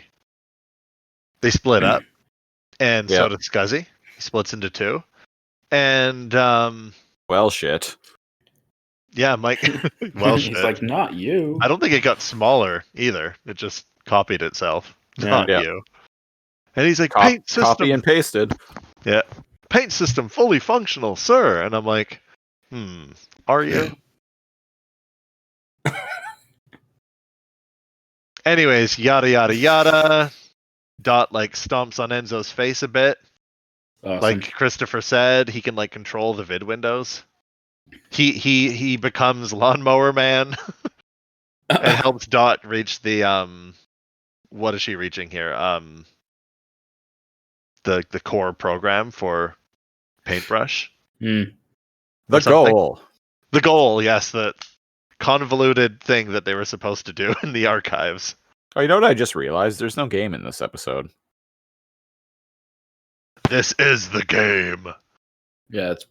Can you imagine a game on top of this? Oh my god. Oh god. That would be a inside of third it? episode. A third episode in a row of games being corrupted. Yeah, and Hex would be inside. I need to see Hex in a game. Want to see her reboot. She doesn't have an icon to reboot. True. That's true. That is true. Sorry, I just wanted to destroy How any did... joke. Well, Interesting. That brings it's up not that... it's not entirely destroyed though, because well, let's just say I've seen this entire series. Yep. But sorry, so yeah, Hexadecimal comes and saves Bob and Mike. Like, she just teleports and she's like, now, Scuzzy, bad doggy, the guardian is mine, and she like drags her claws across her chest. And he blinks, and this is where the question pops up for me to you. How long do you think one fuck session with Hexadecimal should keep Mainframe safe?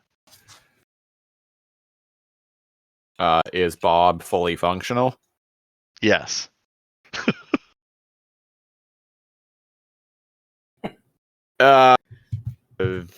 Find out next week on Alphanumeric. I'm just saying, like, he should take one for the team. Like I said in my synopsis of the episode. But we know the episode. We know the time moves differently in Mainframe, though. Right. So I think that's part of a guardian's duties. And what if he takes her into a game to get busy? That changes things entirely. Shut up and take my money. What if he takes her into a hentai game? Holy shit. Whoa. Okay, who do we pay to make this happen? Zondak Entertainment. Just be like one of those weird like Japanese games where like you like just grope women on the subway. Well, I've never heard of those games, but I'm familiar with H games. And usually there's a bunch of different like girls or like women that are dateable in them. So I imagine if Hexadecimal went into one and Bob was in there and they need to stop the user, she would be an unlockable character. She would be the character that you would have to unlock by like successfully max dating every other woman in the game. So she'd be like the secret ending. Yeah. There you go.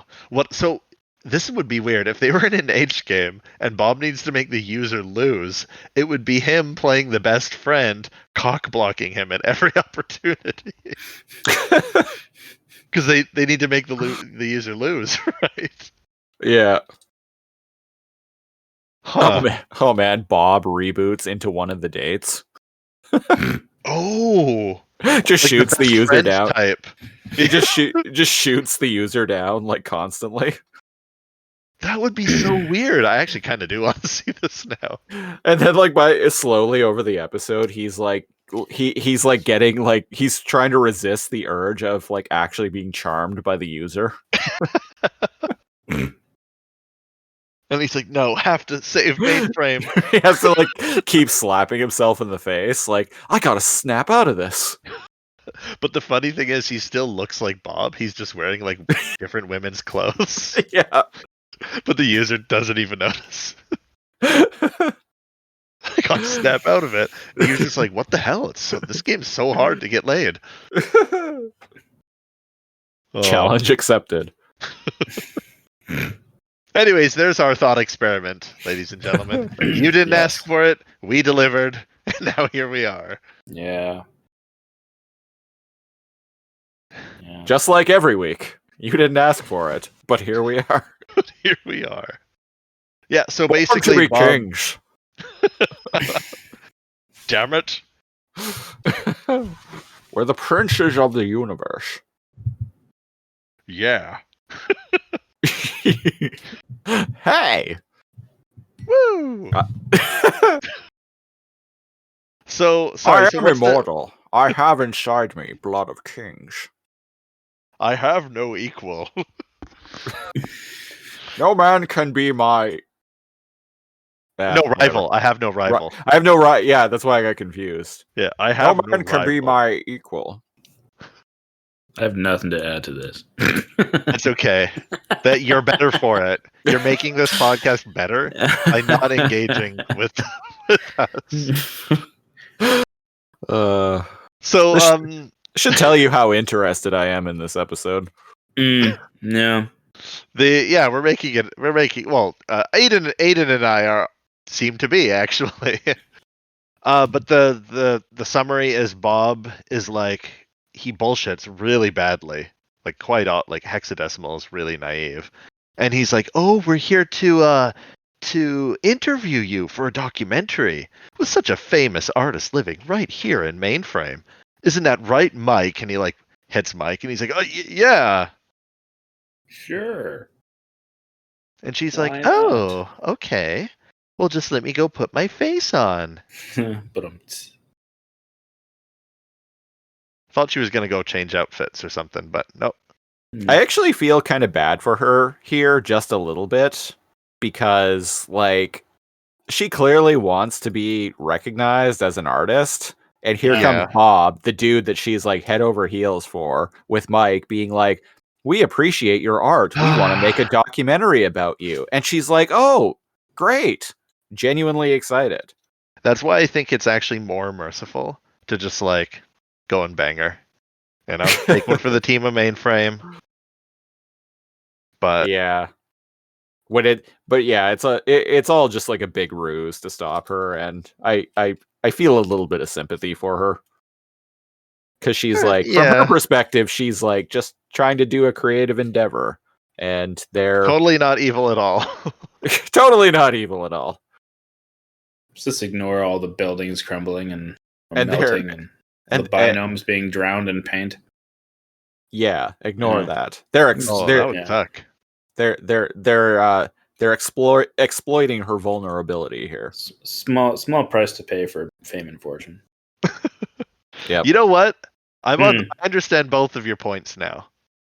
Like, like Snidler kind of like poking fun at what you were saying. It's just like, oh no, poor Hexadecimal, like murdering binomes and like potentially destroying the system. But yeah, it's like they're manipulating her ego, but like to stop a supervillain. So do the ends justify the means? Because let's assume Experiment. dun dun and morality. Who is true evil? Well, it certainly ain't Mike. Mike's just a TV. There's a flash of like light that usually accompanies Hex teleporting, right? Yeah. I've noticed that that's a thing now. And Yeah. she's right behind them, like in an interview chair. And I'm like, where was she when you two were talking about the plan? Mm. I guess out of earshot. Putting on her face. Uh-huh. Yeah. And so they do the faux interview. And there's a bunch of art I don't recognize in the background. And a bunch of pixelated. Oh. There's something that kind of looks like a Picasso. There's a red line One of with Hex's blue. portraits is stylized and swirling like Dutch Oh, I artist see it Van Gogh's now. The Starry Night. The swirly one. Where the oh, I see it now. It's moving. It's animated. It's behind Mike. Cool. Ew. One of the portraits in Hex's lair is a small replica of Voice of Fire by American expressionist Barrett Newman from 1967. Mike the TV's narration of her paintings indicates an impact created by her work. This was an homage to a large controversy in Canada in 1989 when the government bought Voice of Fire for 1.8 million Canadian dollars. This outraged many Canadians as it was just a red stripe and many felt it was not worth that much taxpayer money. Wait. Hold up. In the 80s, the Canadian government spent over $1 million Almost 2 million. buying almost 2 million, 1.9, 8? 1.8, yeah. Yep. Buying that red stripe with the blue borders. Yeah. And apparently Canadians were pissed. And you know what? If I was older than 4 years old in 1989, I would have been pissed too. I'm pissed now. There is a Picasso painting in the background of Hexadecimal and Bob. Shit. I commented about that, yeah. Oh, did Yeah, you? but I I didn't didn't even realize hear that. that- Sorry. Yeah, no, it's okay. It's okay. Christopher mentioned there's a Picasso, there's like this, but I didn't notice that it was of Yeah. Bob and Hex kissing. Oh, yeah. Yeah. I didn't even see that either. I It's just right. saw the It's Hex right part. beside Hexadecimal. Wow. Yeah. I actually like that one. Like, It is. I really like that one. It's cool. Well, now I know what to get you for your birthday. Specifically that. Thank you. Just like a big ass print of that. Amazing. And Hex crosses her legs and she turns to Bob and she's like, "I'm ready for my close up." And Bob's just sitting there, almost like completely not moving, as if he's a cardboard cutout. And she quirks an eyebrow and like telekinesis pushes it over.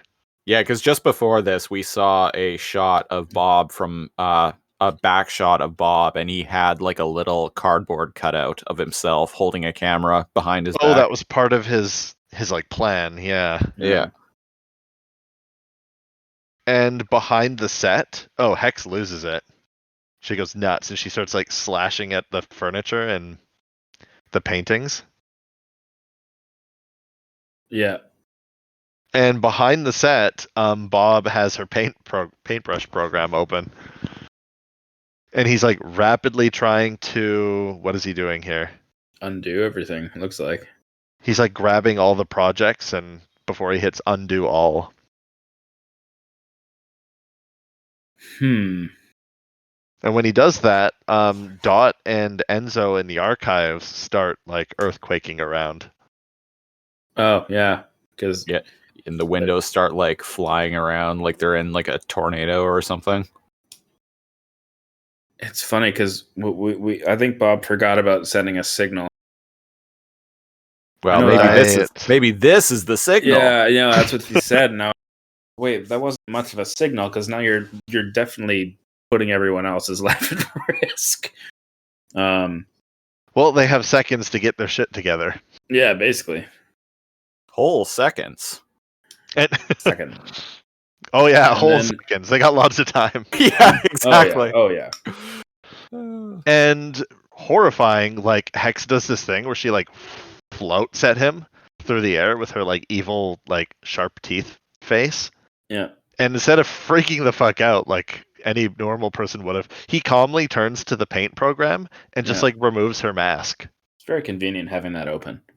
Right? Mm. But some really bad shit happens. Yeah. Yeah, her body has no face, and like there's a big hole in, where her face was that's just shooting out white light, and she's screaming because this is apparently very painful for her. Mm. Yeah.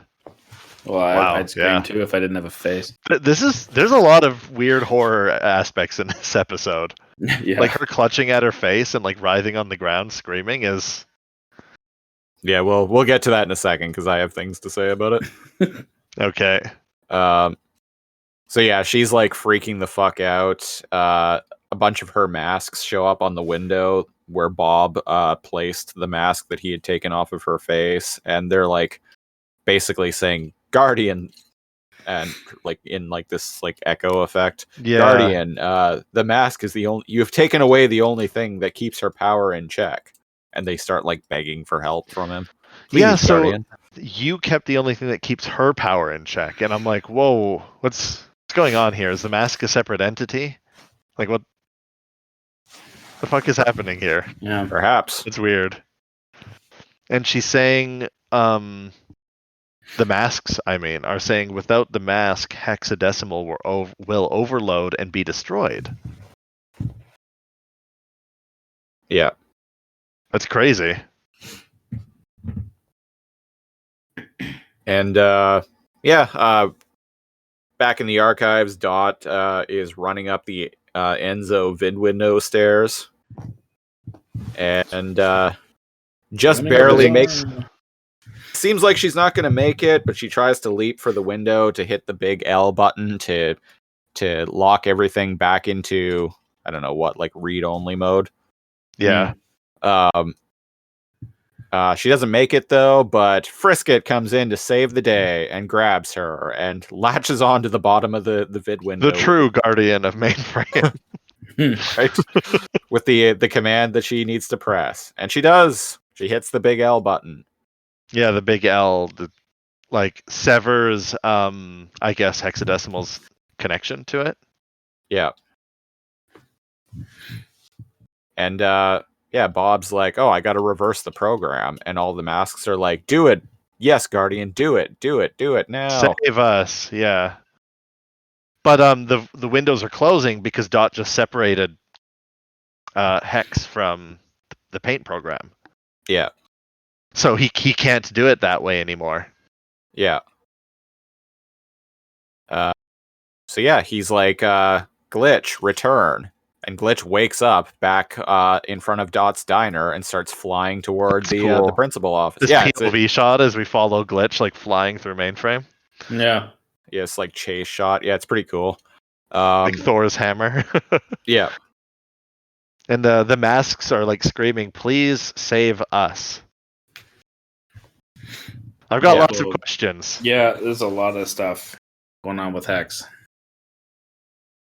So yeah, Glitch teams back up with Bob, and then Bob is like, "Glitch, whatever," and shoots it at the vid window with all the masks, and Compile, and they all are just stuff. They all start saying thank you, and yeah, she collapses with her mask on. It just has a blank default expression. Yeah, and then she so the mask is back on her face, and she just collapses onto the ground in like a fetal position and shivers and covers her face. Yeah, it's actually sad. It's really sad. It's a pretty genuine depiction of someone who has just been like horribly traumatized.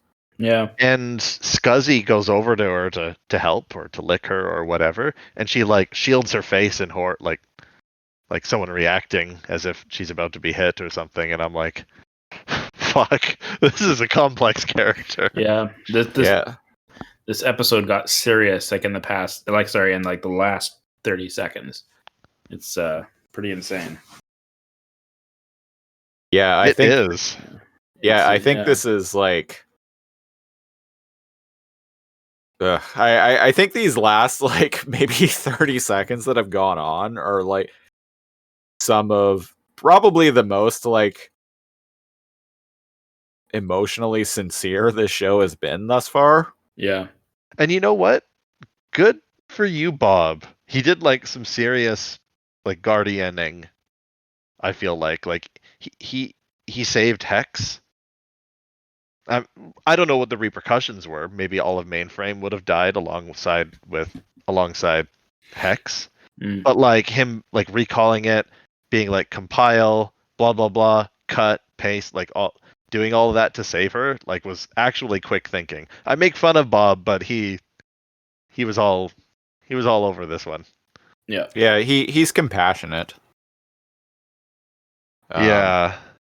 And despite it being in his he doesn't seem willing to just outright delete viruses.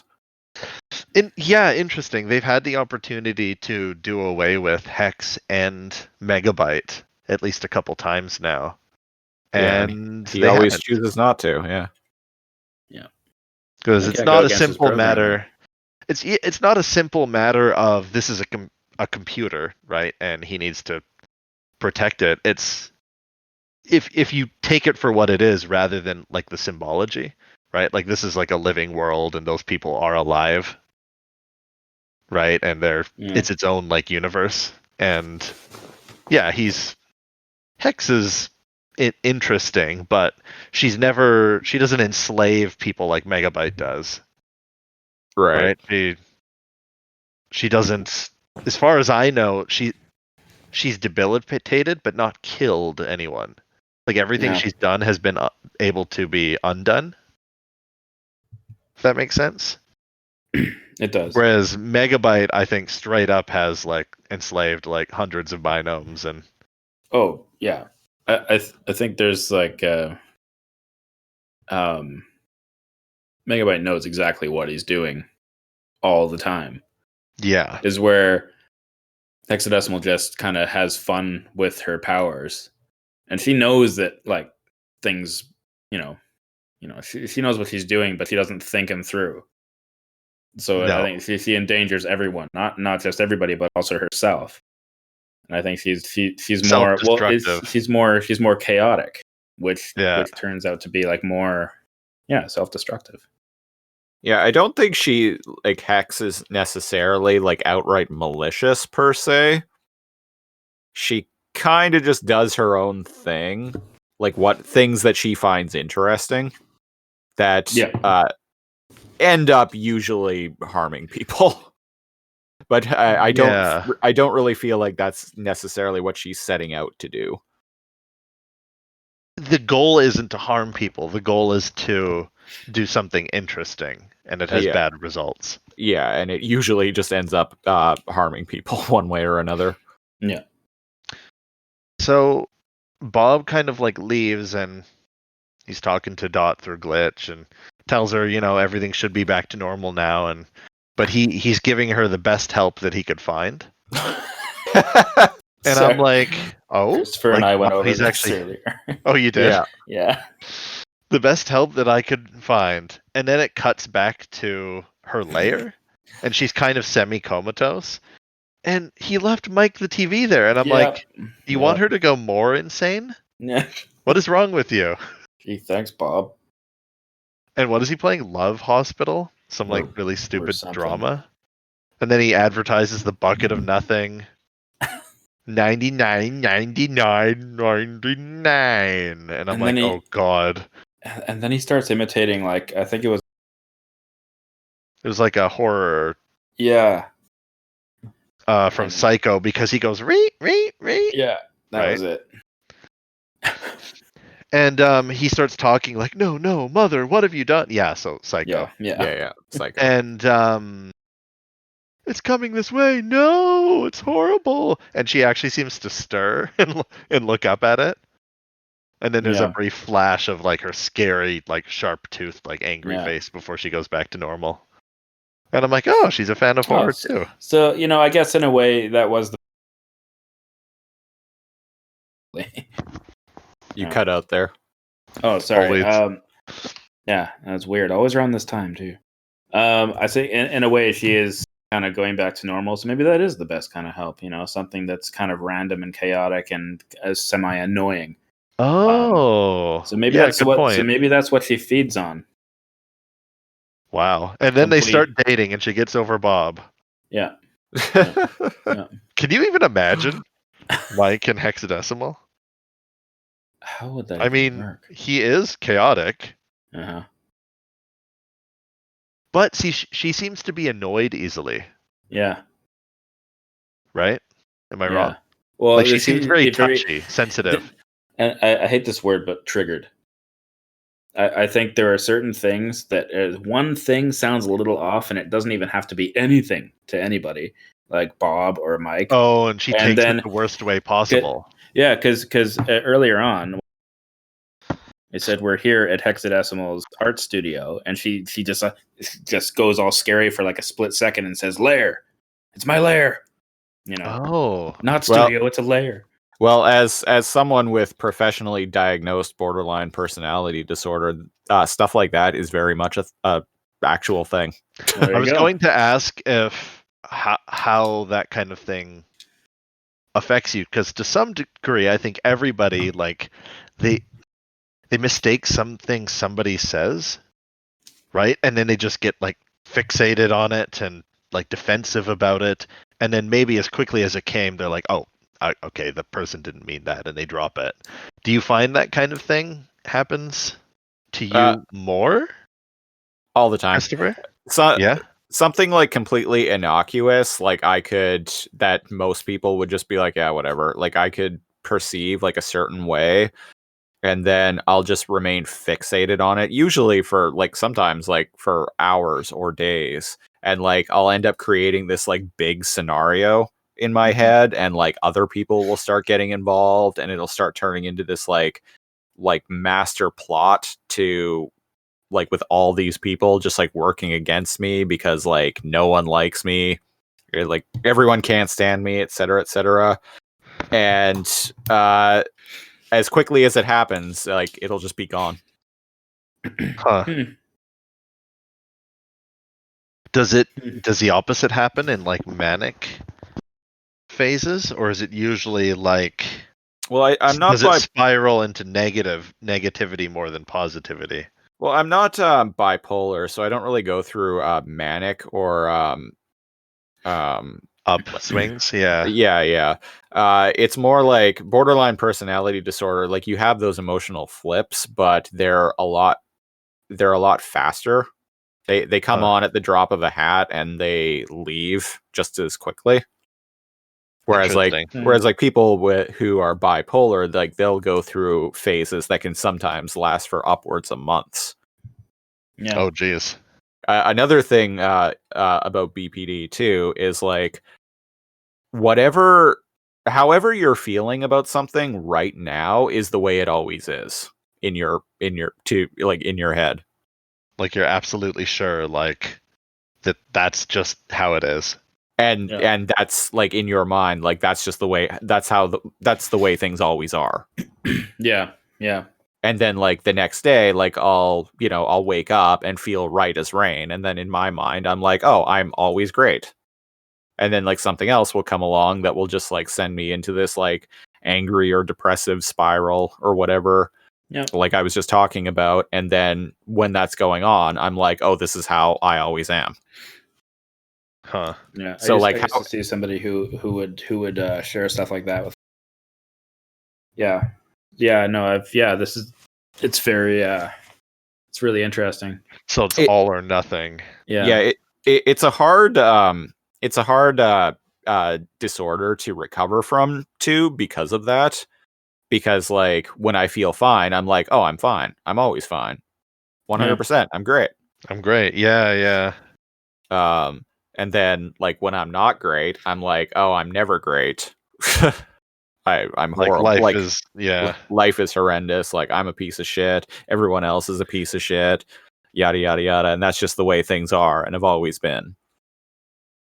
And then like, and it's also hard to get help for too, because like when I go and talk to someone about it, like if I'm not in that sort of mind frame, it's really hard to talk about it. And a lot of the times, like people I'll see will be like, oh, you seem fine to me.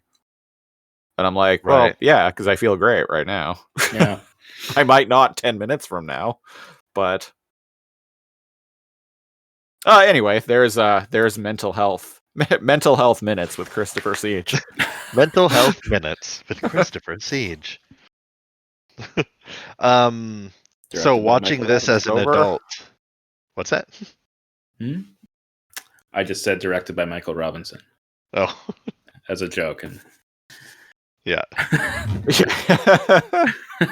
No, sorry, So- my internet dropped briefly there, so I don't know if I cut out or not. Oh no, I heard every word. Oh, okay, good. So You just said mental health minute directed by Monk. Yeah. So I just, yeah. So watching this as an adult, or at least episodes where they focus on that kind of thing, kind of has like a completely different impact than when you watched it as a kid. Oh, 100%. Well, as I was saying earlier, like I'm like, oh, I feel like bad for Hex because they're like exploiting her desire to be recognized just to undo her plan.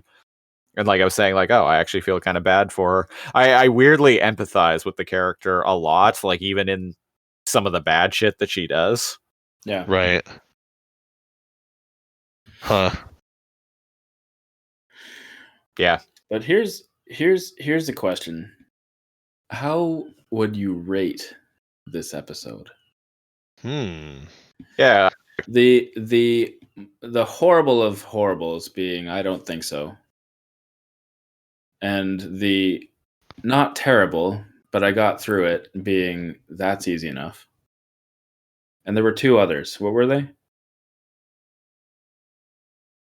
Oh, What were the good ones? the alphanumeric scale. That's right. Yeah. It ranges from, like you said, this is bad, really bad. Oh, to... this is bad. Sorry. Yeah, I totally forgot that one. Okay. Yeah, go ahead. I just helped you there. Continue. Oh, okay. No. If you want to, it's totally fine. How would you rate this episode? So this is bad, very bad. I don't think so. That was easy enough, and alphanumeric. And alphanumeric. Yeah. Yeah. So, Christopher, what do you think? I'm going to. It's really hard for me, actually. It is for me as well. Right? I'm gonna Yeah. give This is it. complex. I'm gonna give it. I'm gonna give it a. That was easy enough. Yeah. Because although I didn't necessarily like the episode all that much, I do really like kind of getting into the mind of Hexadecimal. And although they're completely lost on me and I'm not all that interested in them, I think all of the references to art, classic art, are really cool. Yeah. And like if I was really into art, like I would be all over this. Unfortunately, I'm not. So most of them are either lost on me or I'm just like, eh. Right. Yeah. I get you.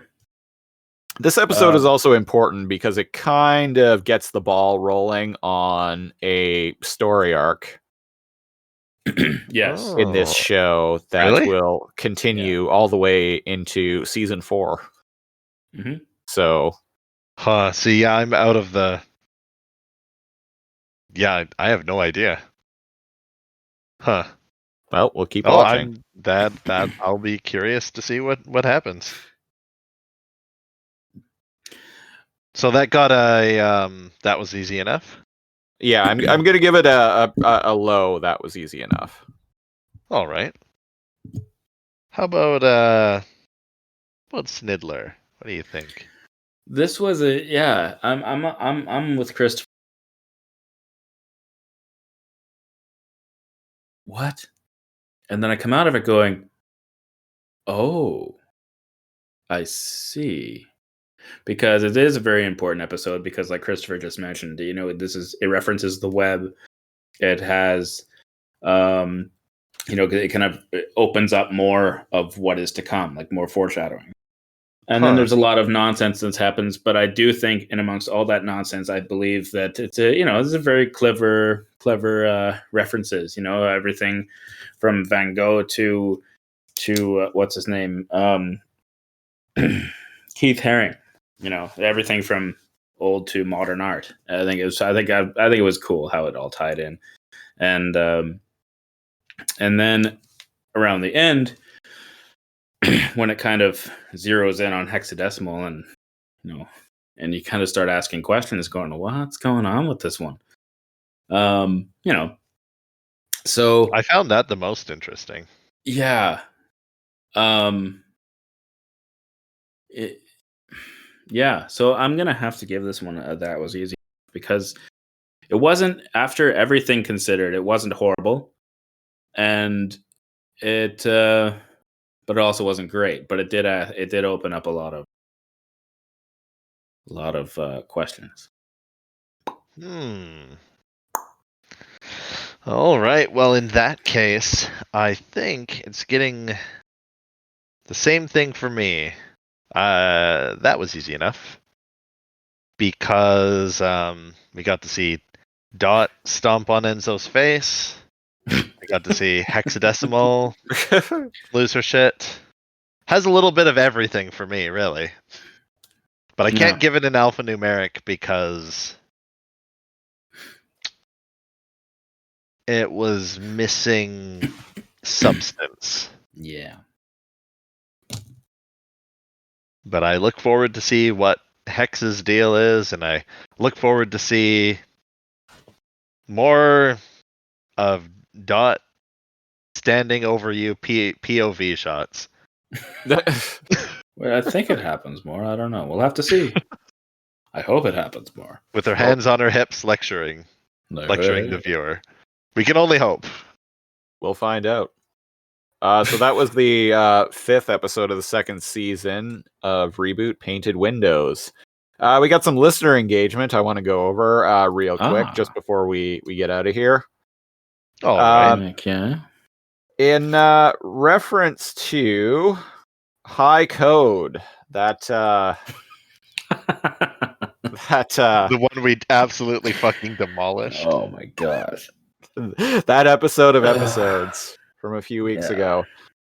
YouTube user 2002 Dash has to say, this episode is so strange and not that good, but I do appreciate the soft lore building with introducing quote unquote the web and the fear that just the name of the place brings. Yeah. Yeah. So, yeah, cool. And there's ugly skeleton guys.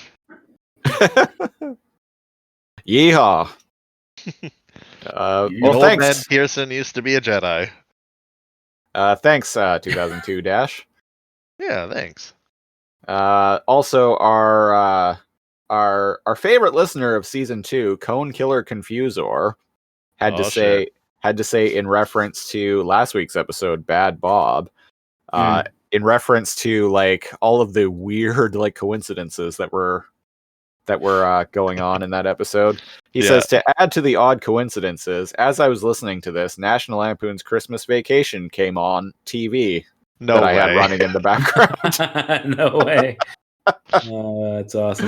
Because Christopher did bring up the jingle. Yeah, and yeah. Your shit is broken. Yeah. I believe Dennis Quaid came up, and Dennis Quaid, yeah. And I was like, we were like, yeah, he's a good actor, and I'm like, unlike his brother, who's kind of a train wreck, and I'm like, yeah, he was like, who's that? Yeah, and he was. I was like, yeah, he was. Shit, it was full. Cousin Eddie in Christmas Vacation. This dog's snot. Yeah. Yeah. So that is a wacky coincidence. Although I find it kind of odd that Christmas Vacation is playing in February. But that's even more bizarre. That's probably the strangest thing of them all. A little behind, yeah. But hey.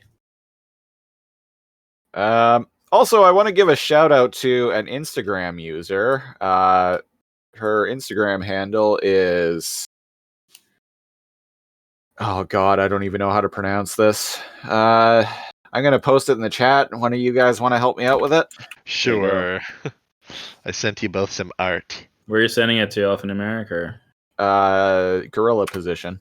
Okay. Oh.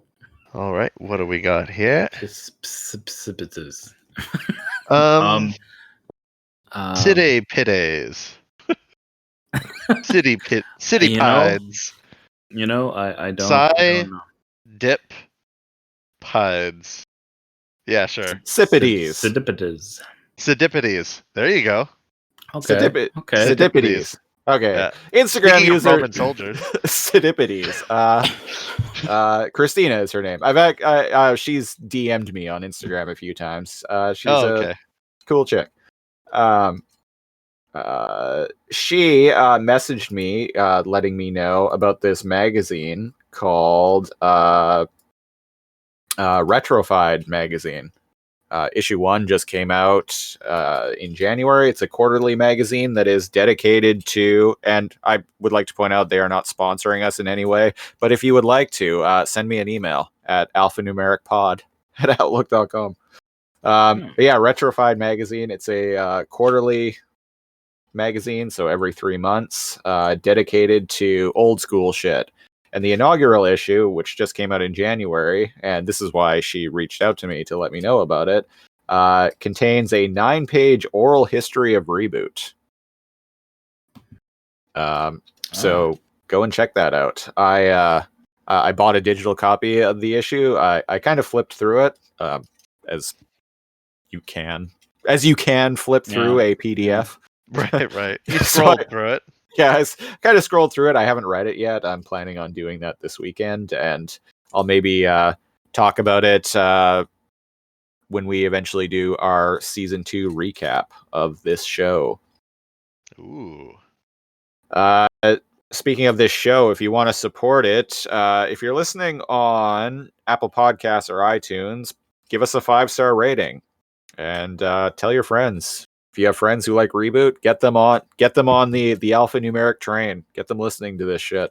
And if you have friends that don't, you shouldn't be their friends. Yeah. If you have enemies, torture them with this. Yeah. Either way, we get ratings. Just tie them to a chair and listeners, rather. Tie them to a chair and play every episode of this on repeat. Like that scene from Clockwork Orange. Just pull their eyes open and just water drop them every now and then. That's dark.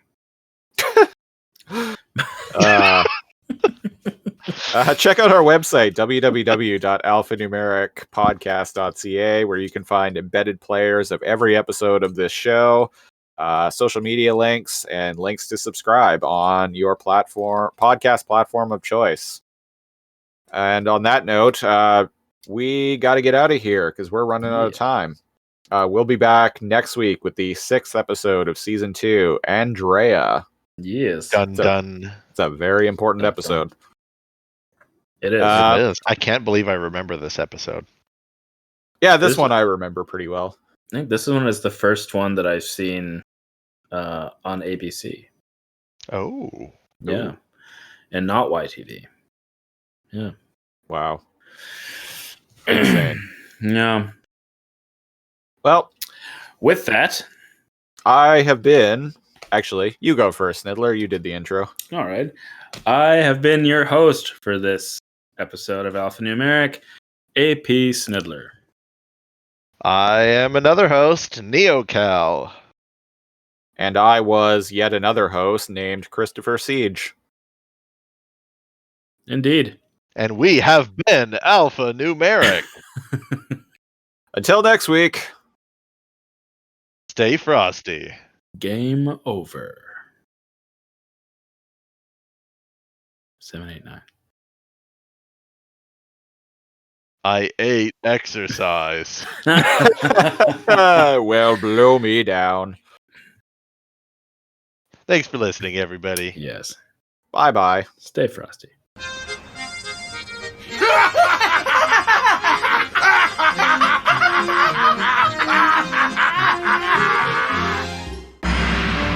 ReBoot will return after these messages.